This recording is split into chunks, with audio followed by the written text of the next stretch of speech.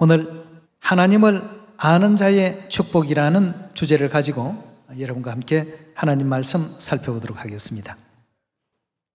지금 우리 주위에는 보면 여러 가지 많은 재난들이 날마다 뉴스의 매체를 타고 그런 소식이 넘쳐나는 가운데 있습니다. 코로나 재앙에 이어서 홍수의 재앙, 또 그 호주 같은 지역에는 폭설이 내리는, 전 세계가 지금 여러 가지 많은 어떤 재앙과 재난으로 산업 활동도 정지되어 있고 또 종교 모임도 자유롭지 못하고 이런 모든 것이 여의치 못한 그러한 환경 가운데 있습니다. 할 수 있을 때 뭐든지 최선을 다하는 것이 하늘 축복을 쌓을 수 있는 방향과 길이 아닐까, 이렇게 또 생각이 됩니다. 이 자연재해 같은 일들도 그 어느 시대보다도 빈번하게 또 이루어지고 또 어떤 뉴스들 가운데서는 아주 아름다운 집을 지어놨는데 하루아침에 산사태로 말미암아 매몰된다든가 또 비 피해를 입어서 또 내려가게 된다든가 거의 대다수 못 쓰게끔 되어버리는 것을 바라보게 될 때 피해민들에 대한 어떤 안타까운 마음이 공감이 됩니다. 그리고 또 한편으로는 그 집 하나를 짓기 위해서 먹을 것, 입을 것 다 줄여가면서 적금 부어가면서 노후에는 이렇게 편안하게 좀 살아보리라 하고 만들어 놓은 그 집이 하루아침에 그런 자연재해로 말미암아서 파괴되고 없어져 버리는 것을 보니까 참으로 하나님 말씀 가운데 내일 일을 자랑치 말라 하신 말씀도 또 이 땅의 소망은 잠시 잠깐이지만 하늘의 것은 영원한 것이다라고 하신 이런 어떤 말씀들도 같이 떠올려 보지 않을 수가 없습니다. 코로나로 말미암아 가족 간의 어떤 모임도 거의 해체되고 있죠. 또 이웃들조차도 못 만나게 하는 이런 어떤 상황들이 전 세계 곳곳에서 일어나고 있는 그런 현상이라고 볼 수 있겠습니다. 하나님께서 이런 어떤 인류의 미래를 아시기 때문에 예비하신 천국은 다시는 슬픔도 없고 애통도 없고 고통도 없고 또 사망도 없는 그런 어떤 영화로운 세계를 하나님께서 또 만들어 두지 않으셨습니까? 자, 이런 영화로운 세계로 가려면 우리가 누구의 인도를 받아야 되느냐 하면 이 마지막 성령 시대는 성령과 신부의 인도를 또 반드시 받아야 되겠습니다. 그럼 성령과 신부의 인도를 받으려면 성령과 신부를 알아야 되겠죠. 하나님께서는 이런 불행에 처해 있는 인류의 삶을 잘 아시고 계시기 때문에 영원한 천국이라는 아름다운 세계를 또 예비하시고 그 천국으로 다 올 수 있도록 길을 또 만들어 놓으셨습니다. 그리고 또 그 길로 인도하시기 위해서 친히 육체를 쓰시고 이 땅에 오셔서 우리 모든 영혼들을 인도하시는 가운데 있습니다.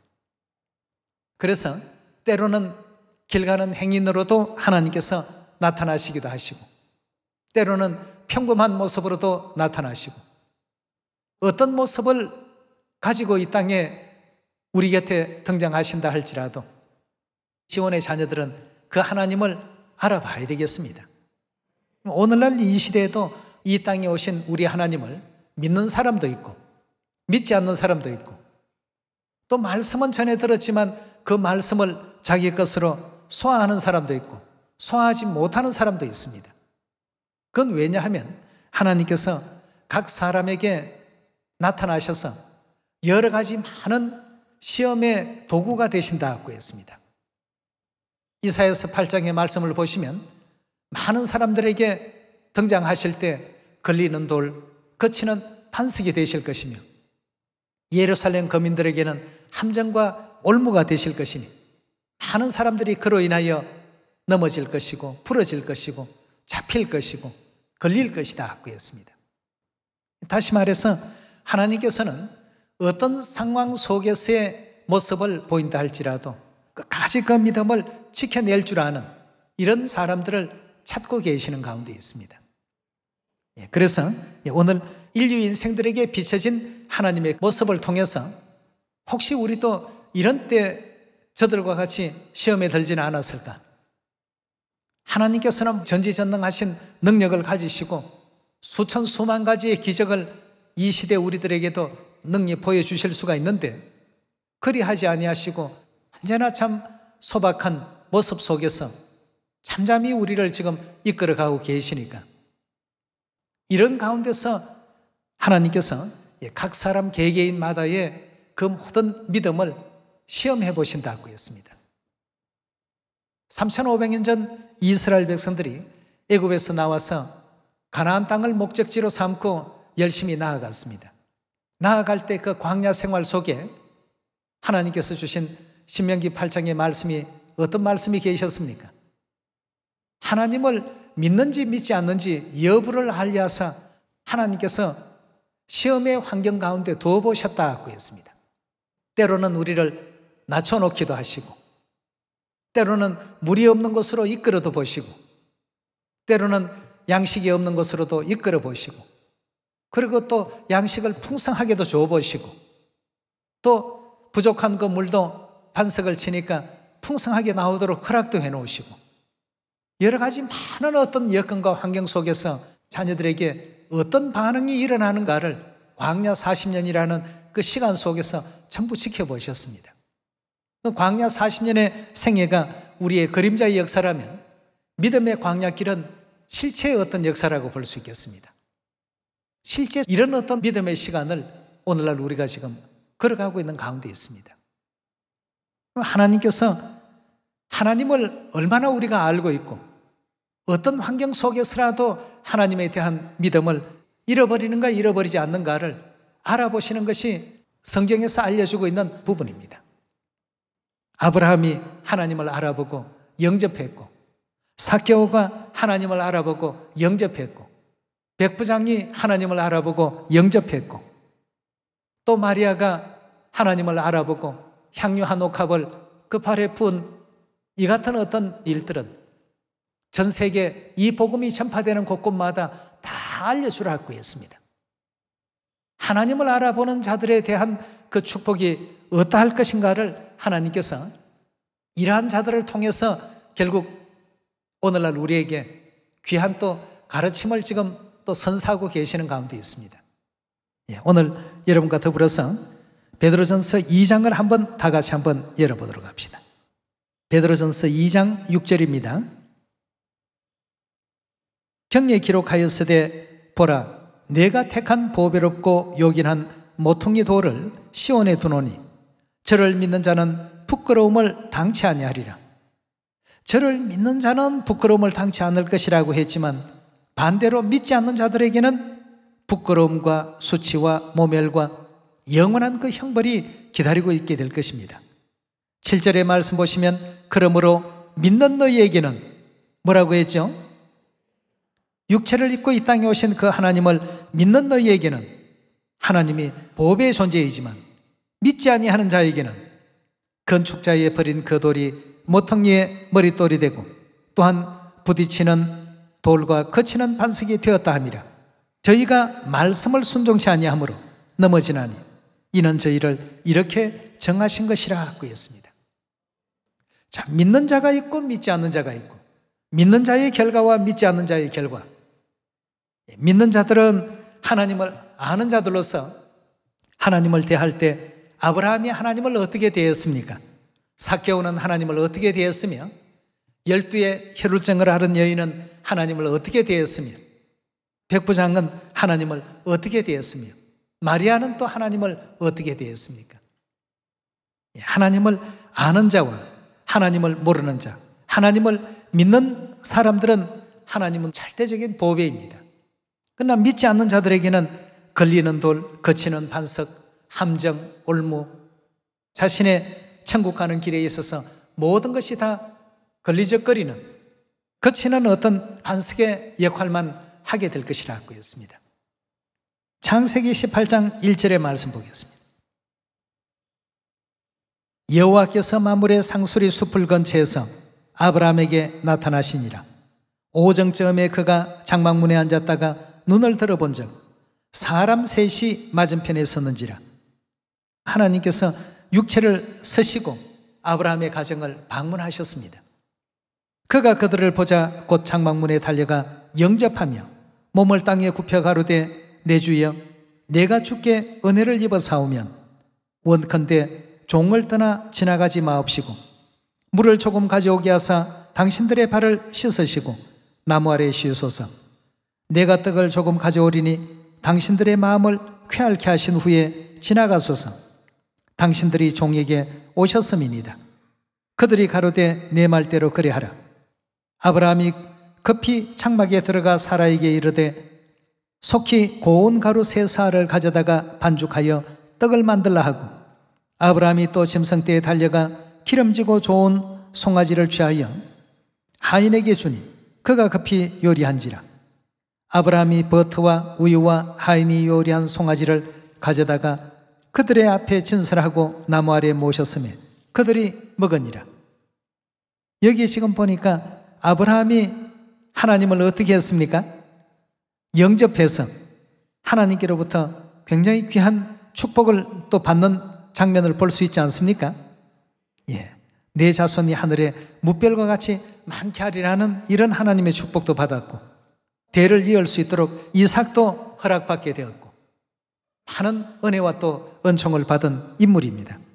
아브라함이 하나님을 아는 것뿐만 아니라 이렇게 또 경외하는 마음으로 영접했다는 이 사실도 성경 속에서 확인할 수가 있겠습니다. 하나님께서 전지전능하신 어떤 모습을 가지고 왔을 때에는 믿지 않는 사람이 없었습니다. 이스라엘의 모든 백성들도 하나님께서 강하신 음성과 또 우레와 뇌성과 번개와 이런 것을 동반하시면서 의미가 가득하신 말씀으로 그 분위기 속에서 말씀을 내리시면 모두가 다 순종하고 복종합니다. 너무나도 그 분위기가 두려웠기 때문에 제발 직접 하나님께서 말씀하지 마시고 누군가 선지자를 세우셔서 대신 이렇게 전달받을 수 있도록 해달라. 이렇게까지 백성들이 간청했던 그러한 때도 있었습니다. 그러나 하나님께서 선지자를 통해서 말씀을 가르치는 것이 아니라 직접 친히 육체를 입고 이 땅에 오셔서 말씀을 또 가르치고 천국 가는 길이 바로 이런 길이다 하는 것을 우리 모든 시온의 자녀들에게 친히 또 일깨워 주시고 알려주신 가운데 있습니다. 그런데 중요한 것은 하나님께서 이 땅에 오셔서 천국 갈 수 있는 그 길들을 다 알려주시는데 그 시대에 같이 있었던 사람들은 모두가 다 하나님을 하나님으로 느꼈는가? 베드로전서 2장에서 믿는 너희에게는 보배였으나 믿지 않는 자들에게는 걸리는 돌, 그치는 반석이 되었다 함과 같으라 하신 말씀과 같이 믿는 자와 믿지 않는 자가 완전히 확연히 갈리게 되었습니다. 그럼 왜 하나님께서 믿을 수 있는 어떤 입장으로 하늘에 번개를 동반한다든가 하늘 구름을 타고 휙휙 날아다니신다든가 뭔가 이 땅의 인생들이 할 수 없는 그런 모습을 가지시고 누가 보더라도 저분은 하나님이시여 금방 알아볼 수 있도록 이런 어떤 형상을 가지고도 이 땅에 하나님은 충분히 등장하실 수 있습니다. 그러나 그렇게 오지를 않았습니다. 믿지 않는 자들에게는 걸리는 돌, 거치는 반석이 되었다 하신 그 부분처럼 말이죠. 그래서 우리는 어떤 환경 가운데 하나님께서 등장하시더라도 항상 알아볼 수 있는 우리가 되어야 되겠습니다. 그 누구만이 그렇게 할 수 있도록 되어 있다고 했습니까? 하나님의 자녀들이 아니고는 알아볼 수 없도록 되어 있다고 했습니다. 하나님의 자녀들에게는 보는 눈과 듣는 귀와 깨닫는 마음을 다 열어주셨지만 그렇지 않는 사람들에게는 이 모든 어떤 하나님에 대한 그 비밀이 어떻게 되어 있다고 했습니까? 보지 못하게 해놓으셨고 듣지 못하게 해놓으셨고 마음으로 깨달을 수 없도록 돌이킬 수 없도록 그렇게 만들어 놓으셨다고 되어 있습니다. 그래서 오늘 여러분과 저는 하나님을 아는 자들이 바로 하나님의 자녀의 권세뿐만 아니라 아브라함처럼 또 삭개오처럼 또 백부장처럼 또 마리아처럼 축복받는 대열에 또 설 수 있도록 하나님께서 그리 해놓으셨구나. 지금 우리는 굉장히 큰 축복 안에 거하고 있구나 하는 사실을 깨달아야 되겠습니다. 자, 그렇다면 하나님께서 이 땅에 오셨을 때 왜 화려한 하나님의 본체의 어떤 영광을 나타내지 아니하시고 당신의 모든 영광을 다 육체라는 이 장막 속에 전부 가리고 이렇게 오셨을까? 가리고 오셔도 내 양은 어떻게 한다고 했죠? 하나님을 다 안다고 했습니다. 요한복음 우리 10장 열어보도록 합시다. 24절의 가르침 보시면 유대인들이 애워사고 가로되 당신이 언제까지나 우리 마음을 의욕케 하려 하나이까? 그리스도여든 밝히 말하시오 하니 예수께서 대답하시되 내가 너희에게 말하였으되 믿지 아니하는도다. 내가 내 아버지의 이름으로 행하는 일들이 나를 증거하는 것이거늘 너희가 내 양이 아니므로 믿지 아니하는도다. 내 양은 내 음성을 어떻게 한다고요? 들으며 나는 저희를 알며 저희는 나를 따르나니라. 내가 저희에게 영생을 주노니 영원히 멸망치 아니할 것이요 또 저희를 내 손에서 빼앗을 자가 없나니라 하고 했습니다. 여기 지금 보니까 내 양이 아니기 때문에 너희가 아무리 내가 와서 천국 그 가는 길을 일러주어도 믿지 않고 있지 않느냐. 그러나 내 양은 내 음성을 들으며 나는 저희를 알고 저희는 나를 따르도록 되어 있단 말이죠. 하나님께서 비록 이 땅에 육체를 입고 오셔도 사도 요한이나 베드로나 그 초대교회 모든 성도들이 다 그리스도를 이 땅에 오신 하나님으로 영접하고 또 받아들이고 또 이해하고 알았던 것처럼 동시대에 살았던 다른 어떤 그 유대인들이나 바리새인이나 서기관 같은 이런 사람들은 예수님을 하나님으로 받아들이지를 않았습니다. 자, 그래서 믿는 자와 믿지 않는 자 어떤 차이가 있었을까? 요한복음 우리 6장 열어보도록 합시다. 6장 42절의 말씀 보시면 가로되 이는 요셉의 아들 예수가 아니냐. 그 부모를 우리가 아는데 제가 지금 어찌하여 하늘로서 내려왔다 하느냐 하고 했습니다. 요셉이 직업이 뭐였습니까? 목수였죠. 예수님의 육신의 아버지였던 요셉은 목수였습니다. 다시 말해서 목수의 아들이 아니냐 말이죠. 그런데 제가 어찌하여 지금 하늘로서 내려왔다 하느냐. 너무 황당한 얘기를 지금 하고 있지 않느냐 말이죠. 자, 이런 것이 이제 결국 하나님을 믿지 못하게 하는 하나의 어떤 요소가 되었습니다. 예, 오늘날 우리들은 하나님이 목수의 아들의 입장으로 이 땅에 오셔도 영접하고 받아들일 수 있는 이런 어떤 믿음을 가져야 되겠습니다. 성경 66권에서 다 지금 증거를 하고 있는데 예언이 전부 증거를 하고 있는데도 불구하고 이들은 믿지를 않습니다. 나귀를 타고 예루살렘 성에 입성하시는 장면이나 처녀의 몸에서 탄생하신 장면이나 베들레헴에서 탄생하신 장면이나 많은 어떤 예언들이 예수님에 대한 것을 증언을 하고 있는데도 불구하고 이들은 받아들이지 않습니다. 그 부모가 천한 목수 출신인데 목수의 아들이 어찌 하늘로서 내려왔다고 얘기하느냐 말이죠. 이렇게 해서 예수님을 배척하는 역사를 우리가 또 볼 수 있습니다. 오늘날 이 시대도 마찬가지입니다. 똑같은 이런 어떤 연유들 때문에 이 땅에 오신 하나님을 알지 못하고 영접지 못하는 안타까운 가운데 있습니다. 마태복음 27장 50절의 말씀 보겠습니다. 예수께서 다시 크게 소리 지르시고 영혼이 떠나시다고 했습니다. 예수님께서 십자가에 못 박혀 운명하신 그 장면을 기록한 장절입니다. 이 땅에 인류를 구원하기 위해서 오신 하나님이신데 십자가에 못 박혀 운명하시고 참 이 받아들이기 어려운 대목들입니다. 근데 자기들의 신이 십자가에 못 박혀 죽었대. 그런 어떤 비아냥 섞인 이와 같은 얘기를 하게 된다면 과연 그 믿음을 올바르게 유지할 수 있는 사람들이 얼마나 되겠냐 이겁니다. 하나님이 목수의 아들이어도 또 인류의 죄를 대신해서 십자가에 운명하셔도 그분은 누구십니까? 우리의 하나님이십니다. 예. 이런 어떤 믿음을 가져야 되는데 초림 때의 어떤 상황을 보면 이 재림의 상황도 우리가 충분히 이해해 볼 수가 있습니다. 그러나 내 양은 나를 알고 나를 따를 것이다 하고 했습니다. 예. 그리고 믿지 않는 자들에게는 구원자의 그 존재가 걸리는 돌이요 거치는 반석의 역할을 할 수밖에 없을 것이다 하고 했습니다. 올바르게 알아본 사람들에게는 베드로와 같은 축복, 또 12 제자들과 같은 축복, 하늘나라에서 내 상에서 함께 먹게 할 것이다. 이스라엘 12지파를 다 다스리게 할 것이다. 하늘나라의 왕 같은 제사장 삼을 것이다. 다시는 사망도 없고 애통도 없고 아픔도 없고 슬픔도 없는 그런 어떤 평화의 세계, 영화로운 세계, 희락의 세계로 너희들을 다 인도하게 될 것이다 하는 하나님께서 아무에게 그런 어떤 축복을 약속하신 것이 아니었죠.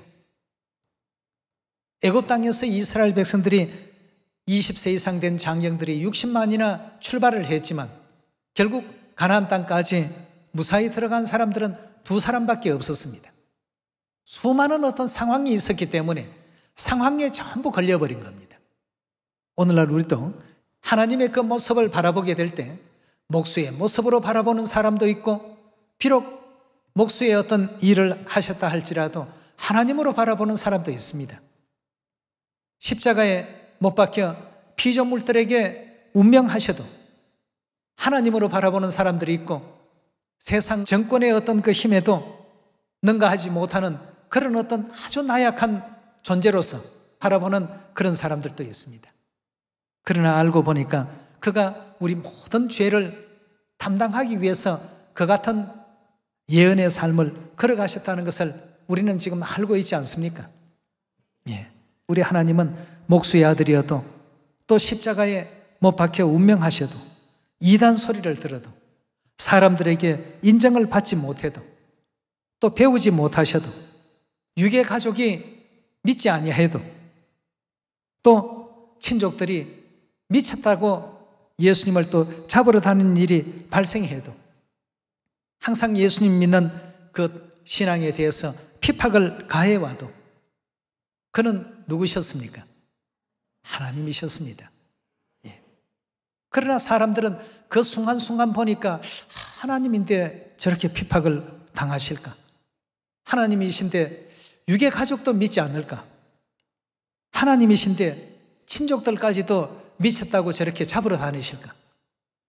세상 사람들에 의해서 십자가에 그냥 못 박히시는 그런 연약한 분이실까? 우리가 알고 있는 하나님은 전지전능하시고 천지 만물을 창조하시고 능력도 많으시고 온갖 이적과 기사를 다 행하시고 그런 하나님이신데 막상 이 땅에 육체를 입고 오셔서 행하시는 모든 일들을 보니까 너무나도 초라해 보이고 빈천해 보입니다. 과연 하나님이실까? 하나님이실까? 이것이 이제 결국 하나님을 이제 알지 못하게 눈을 가리게 하는 그런 어떤 역할을 초대교회 당시에도 했습니다만 오늘날 이 시대에도 회방자들의 어떤 그 회방은 동일하게 일어나고 있습니다. 믿는 너희에게는 하나님은 보배시다. 그러나 믿지 않는 자들에게는 걸리는 돌, 거치는 반석이 되실 것이다. 이사야서 우리 8장 한 말씀 더 봅시다. 13절입니다. 만군의 여호와 그를 너희가 거룩하다 하고 그로 너희의 두려워하며 놀랄 자를 삼으라. 그가 거룩한 피할 곳이 되시리라. 그러나 이스라엘의 두 집에는 뭐가 되신다고요? 거치는 돌, 걸리는 반석이 되실 것이며 예루살렘 거민에게는 뭐가 되신다고요? 함정과 올무가 되신다 하고 했습니다. 그 하나님께서 아주 위대한 어떤 모습으로 우리들 앞에 당신의 그 본연의 모습으로 찬란하게 나타나신다면 그 하나님 앞에 누가 감히 회방하는 말을 쓸 것이며 십자가에 못 박을 것이며 이단이라고 삿대질을 할 것이며 누가 침 뱉고 주먹질을 하겠습니까? 누가 감히 돌을 들어 치려고 하는 그런 악한 행위를 할 수가 있겠습니까? 그만큼 안 믿어지기 때문입니다. 믿어질 수 있는 이와 같은 모든 모습을 전부 감추시고 오셨기 때문에 그래서 이사야서 8장에서도 뭐 하는 돌이라고요? 시험하는 돌이고 거치는 돌이고 함정이시고 올무가 되시고, 이건 오직 믿지 않는 자들에게 그렇게 된다는 뜻입니다. 아버지께서 이끄시고 어머니께서 또 인도하시는 우리 복음입니다. 지금까지는 사람들이, 많은 사람들이 몰려가니까 나도 한번 가볼까 하고 분위기 속에 왔다면, 지금부터는 우리 하나님께서 참 알곡 가운데서 뭘 가려내신다고요? 가라지를 가려내시고, 또 마태복음 13장의 말씀 가운데 보시면 좋은 물고기들 가운데서 악한 고기를 어떻게 하신다고요? 다 하나님께서 섞으시고 정리를 하십니다. 그런 가운데서 하나님께서 우리가 믿어지지 않는 어떤 부분들을 볼 수 있도록끔 기회를 주실 것입니다. 연약해 보이고 나약해 보이고 군병들이 잡으러 와도 잡혀가시고, 베드로가 칼을 빼어들고 막 예수님을 지키려고 하고 다른 제자들은 무서워서 다 도망가 버리고, 그런 어떤 환경들이 연출이 된다는 것입니다. 그러나 하나님의 자녀들은 어떻습니까? 목수의 아들이라도 우리 하나님이시고, 십자가에 못 박혀 운명하셔도 우리 하나님이시고, 이단 소리를 듣는다 해도 우리 하나님이시고, 그 당대 사람들에게 인정을 받지 못한다 하더라도 우리 하나님이시고, 배우지 못하셨다 하더라도 우리 하나님이시고, 유괴 가족이 있다 해도 우리 하나님이시고, 핍박을 받으셔도 우리 하나님이시고, 친족들이 인정치 아니하고 미쳤다고 해도 우리 하나님이시고, 초림 당시에 걸어갔던 길들이 왜 성경 가운데 이렇게 기록으로 남아있을까를 잘 생각해 봐야 됩니다. 하나님은 태초부터 종말까지를 다 내다보십니다. 구원받을 자녀들에게 하나라도 필요 없는 말씀이 있다라고 한다면 성경 속에 경전으로 모아지도록 그렇게 해놓으셨겠습니까? 아브라함이 하나님을 영접함으로 축복받았고, 또 베드로가 하나님을 영접함으로 축복을 받았고, 삭개오가 하나님을 영접함으로 축복을 받았고, 혈루증 앓은 여인이 하나님을 영접함으로 축복을 받았고, 백부장이 하나님을 영접함으로 축복을 받았고, 모두가 하나님을 영접했던 사람, 그 시대 사람들이 보는 어떤 그런 견해가 아닙니다. 많은 사람들이 볼 때 그냥 평범해 보이고, 저런 분이 하나님이실까? 목수인데 하나님이실까? 배우지도 아니하셨는데 글줄이나 좀 할 줄 아시네? 쉽게 말하면 비아냥 섞인 조롱이었습니다. 예수님을 그만큼 낮춰보고 또 약하게 보고 또 속되게 보고 말이죠. 그리 할지라도 요한은 뭐라고 했습니까? 태초에 계신 말씀 하나님, 그분이 육신을 입고 지금 우리 가운데 계신다. 그가 곧 그리스도 예수시다. 또 베드로는 뭐라고 했습니까? 주는 살아계신 그리스도시요 살아계신 하나님의 아들이십니다. 사도 바울은 또 뭐라고 했습니까?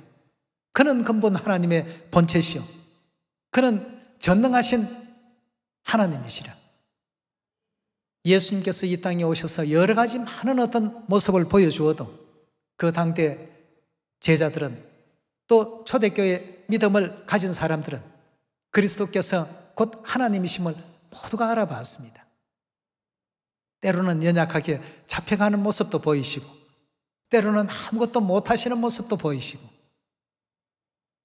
그런 가운데서 초대교회 성도들은 그는 근본 하나님의 본체시나 하나님과 동등됨을 취할 것으로 여기지 아니하시고, 오히려 자기를 비어 종의 형체와 같이 되셨고 죽기까지 복종하셨으니 곧 십자가에 죽으심이라. 이런 이제 깨달음들을 이제 전부 갖게 되었던 그 초대교회 역사를 우리가 볼 수 있습니다. 오늘날 이 마지막 시대에도 우리들은 하나님의 그 양들로서 하나님의 음성을 올바르게 알아듣고 하나님께서 예비해 놓으신 그 영원한 천국을 유업으로 받을 수 있는 우리 모두가 되어야 되겠습니다. 교회가 이제 성도가 점점 많아지게 되면 점점 더 많은 민족들에게 전파되면 전파될수록 더 많은 일들이 생겨날 수도 있습니다. 그러나 이 땅에 오신 아버지, 이 땅에 오신 어머니, 아버지 어머니는 우리의 영원하신 아버지시요 우리의 영원하신 어머니십니다. 세상 사람들이 아무리 우리에게 회방하는 말을 한다 할지라도 우리 아버지는 틀림없이 우리 영혼을 낳으셨고 지으셨고 우리 어머니는 우리 영혼을 낳으셨고 지으신 분이십니다. 마태복음 우리 11장 2절의 말씀 보겠습니다. 요한이 오게서 그리스도의 하신 일을 듣고 제자들을 보내어 예수께 여짜오되 오실 그이가 당신이 오니이까 우리가 다른 일을 기다리오리이까. 예수께서 대답하여 가라사대 너희가 가서 듣고 보는 것을 요한에게 고하되 소경이 보며 안전뱅이가 걸으며 문둥이가 깨끗함을 받으며 귀머거리가 들으며 죽은 자가 살아나며 가난한 자에게 복음이 전파된다 하라. 누구든지 나를 인하여 실족하지 아니하는 자가 복이 있도다 하시니라 그랬습니다. 내 어떤 외형을 보든 내 주변의 어떤 조건을 보든 뭘 통해서 보더라도 나를 어떻게 보느냐 말이죠. 하나님으로 바라보는 사람이 있는가 하면 요한이나 야고보는 예수님에 대해서 사람들이 지나친 말만 좀 해도 주여 하늘에서 불을 명해서 저들을 다 멸해버릴까요 말이죠. 그럴 정도로 예수님을 존중했고 귀히 여겼습니다. 베드로도 마찬가지였고 바울도 마찬가지였고 초대교회를 이끌어갔던 모든 복음의 선진들이 걸어갔던 신앙의 길이 그러했습니다. 아무리 주위의 유대인들이 방해하는 말을 하고 예수님에 대해서 목수의 아들 아니냐, 자기가 진짜 그리스도라면 십자가에서 한번 내려와 보지 그러느냐 말이에요. 별의별로 어떤 비방과 해방을 다 해도 아주 잠잠하셨더라고요. 털 깎는 자 앞에 잠잠한 양같이 그 입을 절대 열지 아니했더라고요. 능력이 없어서일까요? 권세가 없어서일까요? 아니십니다. 다 우리 구원을 위해서 그런 예언된 길을 걸어가신 것 아니겠습니까? 우리의 죄 때문에, 우리의 허물 때문에, 우리의 죄를 친히 담당하시기 위해서 육체를 쓰시고 이 땅에 오셨다는 점들을 우리가 또 생각해 보게 된다면 하나님을 올바르게 알고 올바르게 또 영접하고 이 땅에 함께 있을 때 잘해가는 말이 있는 것처럼 말이죠. 우리와 함께 계실 때, 또 이 땅에서 하나님을 경외할 수 있는 시간이 있을 때 삭개오처럼 또 마리아처럼 또 베드로처럼 또 요한 야고보처럼 하나님께 더 큰 영광과 또 존귀를 드릴 수 있는 여러분이 꼭 되시기를 부탁드리면서 오늘 말씀 마치도록 하겠습니다. 감사합니다.